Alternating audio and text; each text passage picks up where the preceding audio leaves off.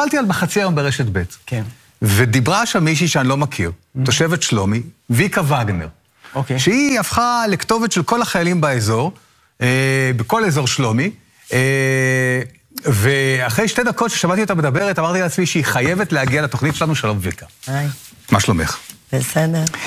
אז את משלומי, פינו אותך כמו את כל תושבי שלומי, מהר מאוד חזרת לשלומי, נכון? את היום בשלומי, למרות שאת לא אמורה להיות שם. את היום לבד בשלומי. לבד, כן, כמה אנשים יש בשלומי? לא לבד, עם הילדים. עם הילדים? עם הילדים. ואת הפכת להיות אימא ויקה. את מבשלת, את עוזרת לכל החיילים באזור. כמה חיילים את מאכילה כל יום? כרגע, באנו, זה היה 15, ואז נוספו עוד 15, ועוד 2 בצומת, ואנחנו מסתובבים, משתדלים, זה עובר מפה לאוזן, משתדלים. זהו, איך זה עובד? יש להם את הוואטסאפ שלך? לא, אני עוצרת ליד כל חיילים, חסר לך משהו, אתם צריכים, תרשמו טלפון, אם תצטרכו, וזה עובר. ואיזה הודעות הם שולחים לך? שלשום שלח לי חייל, אין לנו אוכל לשבת. אם אפשר, אז אמרתי לו, ברור. אז מה הכנת? זה לא רק אני. אני הכנתי, וכמובן יש לנו קבוצת וואטסאפ, כתבתי, ואז איזה מישהי הכינה 30 דגים, ומישהי הכינה קבב, ואני דחפתי את העוף, והיום, בגלל שבאתי לפה... זה מכיסך כל הדבר הזה יוצא, או שכבר התחברת לאיזה תזרים של תרומות? השבוע זה היה במקרה מכיסי, אבל יש בן אדם בשלומי שקוראים לו שלומי סלם, אחד האנשים הכי טובים בעולם, שבאמת יש לו עמותה, ויש לי את המפתח של העמותה, ואם חסר לחיילים שמחות, מצעים, מהכל, קופסאות שימורים, אני מרימה טלפון, אומר לי, תעשי מה שאת צריך. ויש מלא, כאילו, אנחנו קבוצה, ויש אנשים שתורמים כסף, יש אנשים, אתה יודע, מתקשרים לחברים, תעשה לי טובה, אני זקוקה, וזה... כמה אנשים יש בשלומי עכשיו? אין לי מושג, רוב הזמן שאני מסתובבת, אני לא רואה אף אחד. אין אף אחד. איך התחושה להסתובב בבית הריק? תשמע, מאוד מפחיד. כן. חיזבאללה זה לא חמאס. היכולות שלהם הרבה יותר מסוכנות, היכולות שלהם הרבה יותר גבוהות. אתה יושב במרפסת, אתה רואה אותם. כן. מה?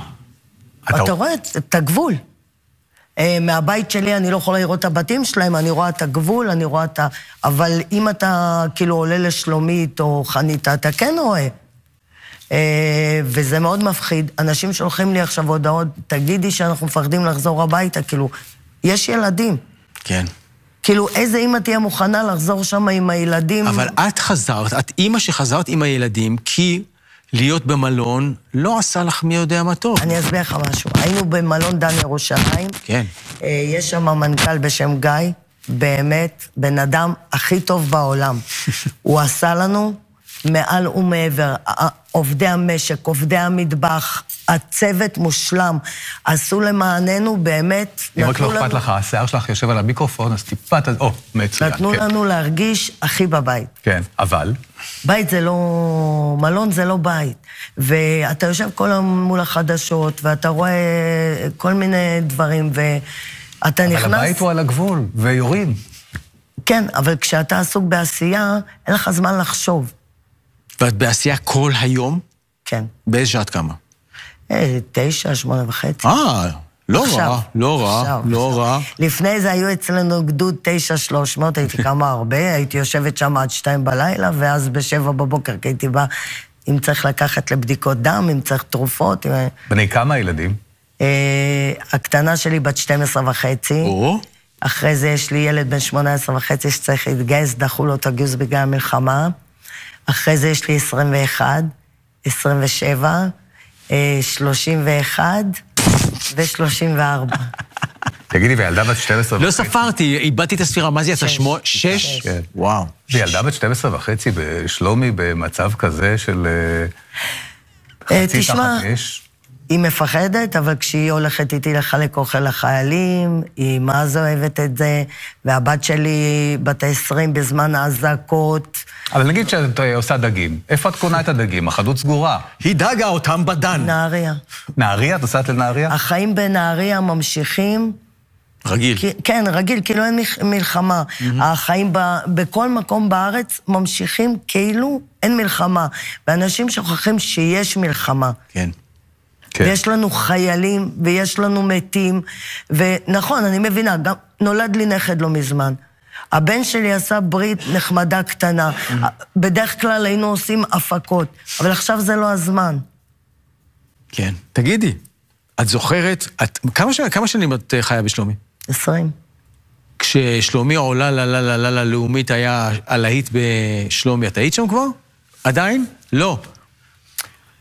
הבחור הזה... לפני הרבה שנים, התזכרו, הייתה תוכנית שנקראה קטן עלינו. איך נשכח? שבה הייתי עושה כל מיני מעשים נחמדים לטובת הקהילה, ובין היתר אימצנו אז את הפועל שלומי, והחלטנו להרים אותה ללאומית מליגה ג'.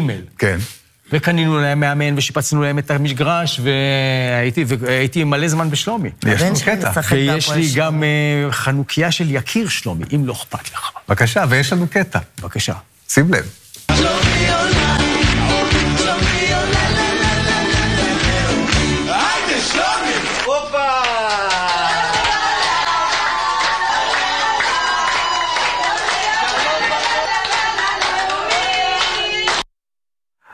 שלומי לא יצא מהטראומה מאז. לא, הם עלו יפה. שלי הקטן משחק בהפועל שלומי. כן?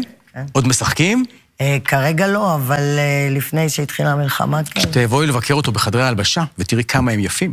תגידי, ויקה. זה אנחנו עשינו. מה יש לך לומר למקבלי ההחלטות? קודם כל הממשלה הזאת היא חייבת ללכת הביתה, אבל דחוף. זה דבר ראשון. אני לא שמאלנית, אני ימנית. אוקיי.